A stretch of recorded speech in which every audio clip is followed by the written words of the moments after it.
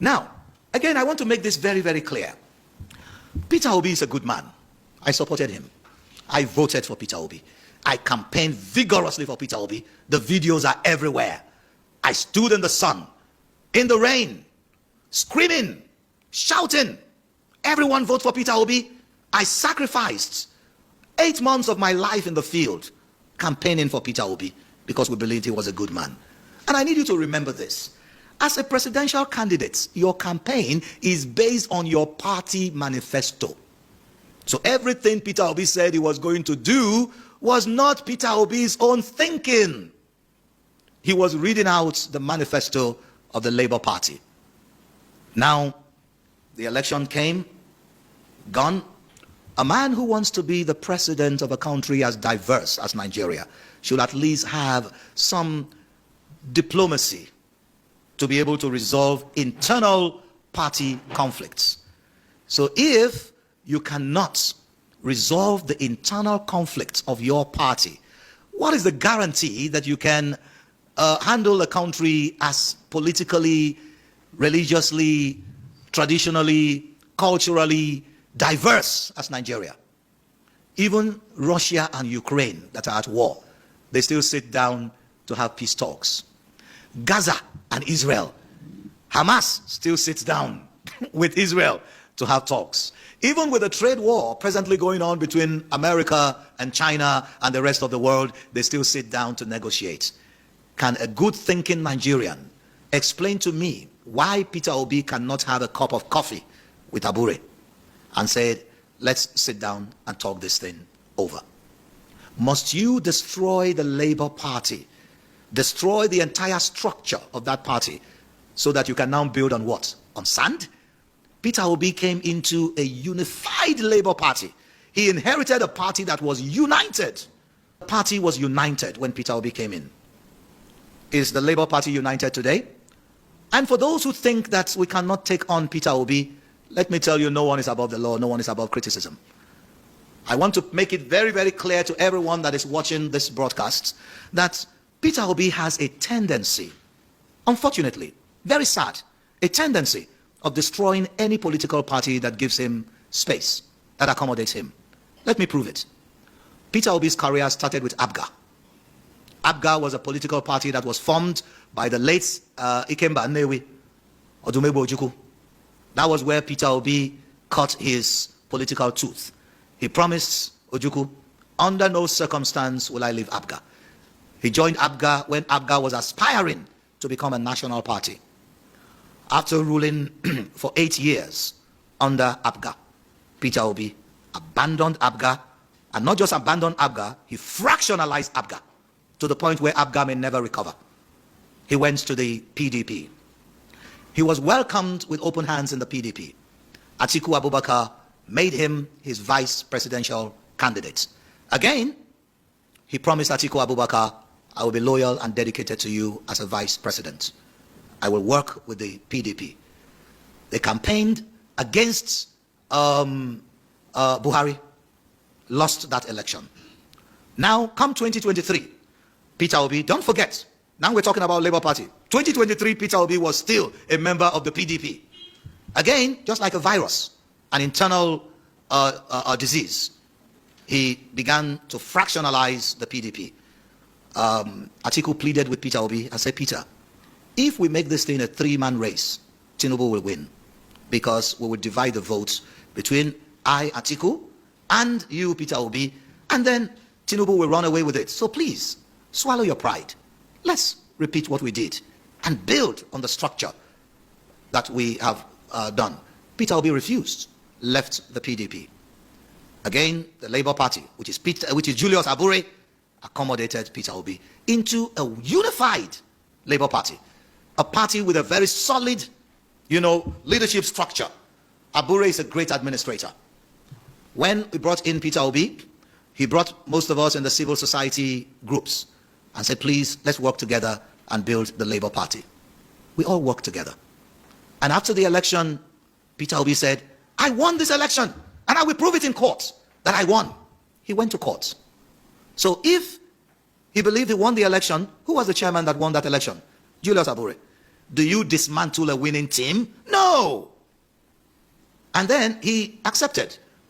Julius Abure followed him all through the process, down to the Supreme Court, stood still. He stood firmly behind Peter Obi. And after the Supreme Court judgment, we were expecting someone who wants to be a president should be a unifier. So after that, we're expecting Peter Obi to say, well, we have come this far. Let's build on this structure.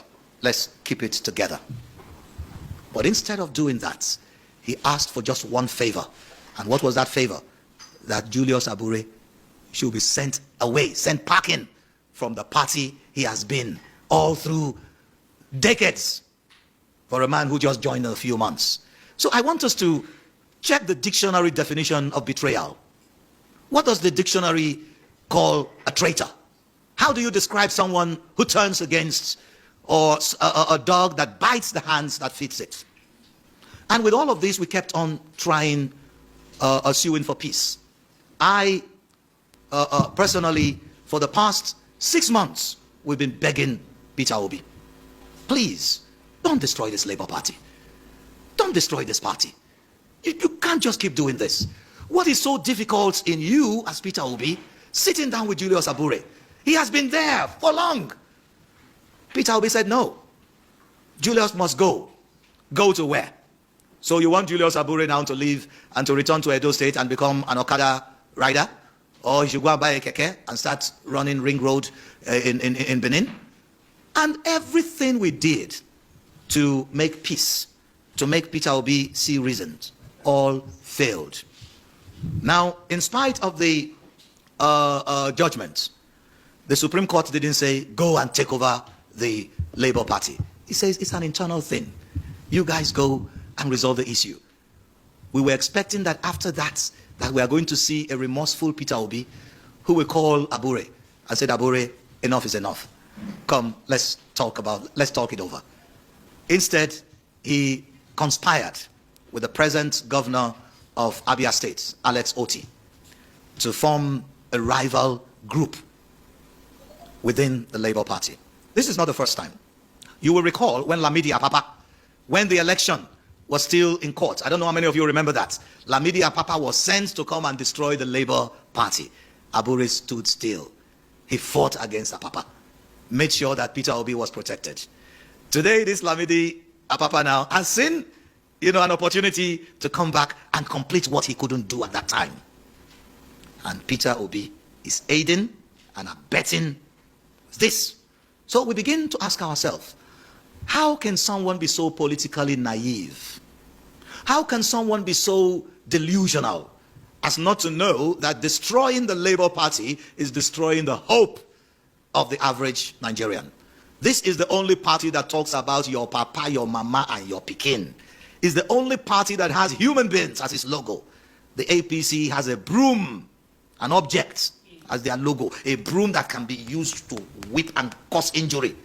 The PDP has an umbrella, which is also like a weapon that you can use. This is the only party that people have come to associate themselves with. Peter Obi is not as popular as most people try to make him seem. He is the beneficiary of the collective effort of those who want a better Nigeria. The only credential that Peter Obi is flaunting is that he ruled Anambra State for 8 years. If Peter Obi was so successful with ruling Anambra State for 8 years, by now, Nigerians will be begging to relocate to Anambra State because the living condition of the people in Anambra State will be the best.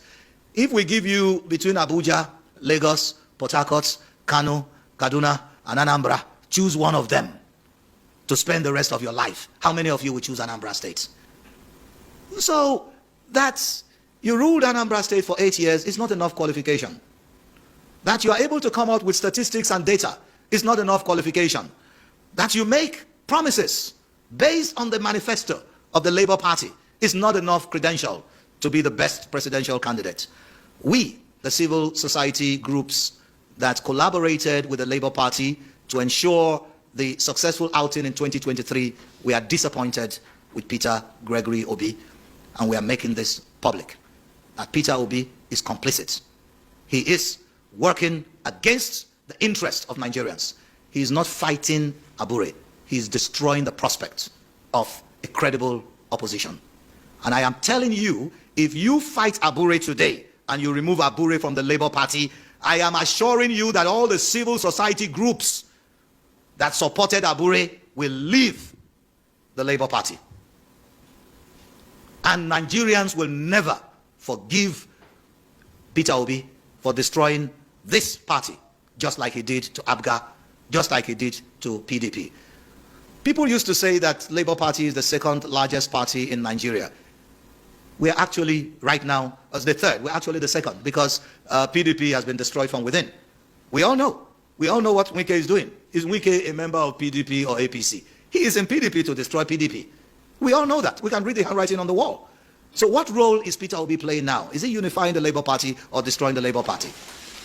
Every average Nigerian right now is wondering, leave it, is wondering, what is Peter Obi's intention? What does he want to achieve? He's making it easy for Tinubu to sweep the election in 2023. So I am here saying that Peter Obi is politically naive. We have known him to be a political prostitute, a political ashawo, a political olosho. But what he's doing right now, Nigerians can no longer tolerate it. So that's why we, the civil society groups, are giving Peter Obi, Alex Oti, and that young lady who we never knew as an obedient from anywhere, who accidentally found herself in the Senate, we are giving them 48 hours to realign with the Labour Party, to sit down in a negotiating table with Julius Abure, or risk being expelled from the Labour Party. And those of you who are thinking the Labour Party will collapse if we expel Peter Obi, sorry. Banish that thought from your mind. Nothing of the sort will happen. The Labour Party is not a new party. Please, members of the press, let everybody know that. Alex Oti is not the first governor that the Labour Party has produced. The Labour Party has produced, what's his name again? Mimiko, Olusegun Mimiko. He ruled Ondo State for 8 years under the Labour Party. He didn't destroy the Labour Party, he made the Labour Party stronger. This is the first time the Labour Party got an Igbo man to be a governor. And in less than 2 years, he wants to destroy the Labour Party. And let me say this plain, I'm not scared of anybody. The Igbos are good businessmen, they are good traders. But when it comes to politics, they are politically naive. Very politically naive. They are good in counting money, they are good in transaction, they are poor politicians. And Peter Obi is just proving that narrative. The politics he's doing right now is a childish politics.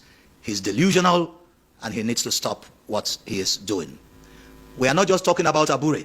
All the state chairmen of the Labour Party are all loyal to Abure. All the vice chairmen of the Labour Party are all loyal to Abure. Abure called a meeting a few days ago at the Labour Party headquarters, head office in Jabi, and every single Labour Party executive attended that meeting in solidarity with Abure. So who are the people that Peter Obi and this funny woman with a tongue-twisting name, you can't pronounce her name without you know, we Nigerians never knew her. You know, they are trying to scuttle what we all received. Now, let me round up with this before I take questions from the press. Just in case you have bought the lie, being told that Julius Abure's tenure had expired, let me set the record straight. Julius Abure used to be the National Secretary of the Labour Party. How many of you know that? And when he was the National Secretary of the Labour Party, the then chairman of the Labour Party unfortunately died. That's how he became chairman. Now, let me take you back to when Goodluck Jonathan was vice president to Yaradua, right? When Yaradua died, who became president? Goodluck Jonathan, right? He had to complete the tenure of Yaradua. And his own tenure started counting when he won the election. Do you understand what I'm saying? So, Julius Abure simply completed the tenure of the late chairman. So, Julius Abure is just starting his tenure now. So, there is no vacancy in the Labour Party. So, we are being deceived. What we are seeing now is an attempt to deceive the gullible public, to deceive the deceived into believing that the deceit is not actually a deception. So, ladies and gentlemen, this is the much I can say.